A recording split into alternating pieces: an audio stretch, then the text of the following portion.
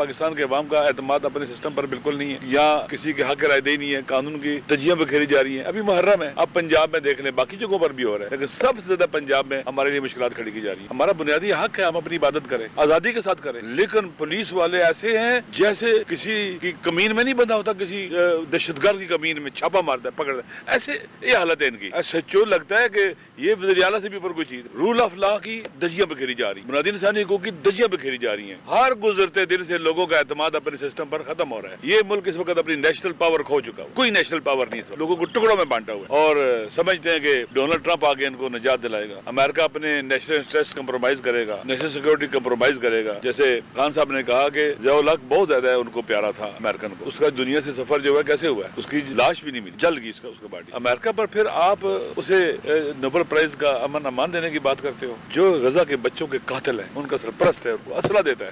European تہذیب و تمدن کا برہنہ پن سب کے سامنے آ گیا ہوا ہے. کوئی ہیومن رائٹس نہیں ہے، کوئی وومن رائٹس نہیں ہے، کوئی چلڈرن رائٹس نہیں ہے، کوئی ایجوکیشن، اسکولوں کو، یونیورسٹیز کو، اسپتالوں کو، ہر چیز کو تباہ کر رہے ہیں. یہ ایک ایسی تہذیب پر اندر سے جو وحشی درندہ تہذیب برہنہ وہاں پر مسلط کی جا رہی دنیا اس کے سامنے ہے. اور جب قومیں لیڈرشپ دنیا کی جو پیش کرتے ہیں اخلاقی طور پر لوگوں کی نگاہ میں گر جاتی ہے، وہ کبھی دنیا کی نظروں میں پھر دوبارہ نہیں اٹھ سکتے. امریکہ، یورپ یہ اخلاقی طور پر ڈھہ چکا ہوا ہے. یہ ایک ایسی بیساکھی پر آپ یقین اعتماد کرنا چاہتے ہیں جو خود ٹوٹ چکی ہوئی ہے. اس لیے ہمیں چاہیے کہ ہم جس ریجن میں رہتے ہیں، ہم ایسٹ میں رہتے ہیں، ہمیں اپنے ہمسایوں کے ساتھ، ایسٹرن کنٹریز کے ساتھ اچھے ریلیشن قائم کرنے چاہیے. لک ٹورڈز ایسٹ بہت عام ہے. ہم اپنے اقتصادی ریلیشن، سیاسی ریلیشن، سوشل ریلیشن ایسٹ کے ساتھ. ایسٹ میں کوئی بھی ایسا ملک نہیں جو ہم پر پابندیاں لگائے گا، سینکشن لگائے گا، جس کو ہم سے دشمنی ہوگی خدا نہ خواستہ، جس کے کوئی بڑے اہداف ہیں کہ جناب والا ہمیں ڈسٹیبلائز رکھنا ہے ہمارے ملک کو اور اس کو پریشان رکھنا ہے ہمیں. لہٰذا ہمیں یہ پارلیمنٹ کر سکتی ہے. پارلیمنٹ آپ کو جو ہے فارن پالیسی کے حوالے سے گائیڈ کر سکتی ہے. وہاں عقل جمی موجود ہوتی ہے، عوام کے الیکٹڈ نمائندے ہوتے ہیں، عوام کی حمایت ان کے ساتھ ہوتی ہے،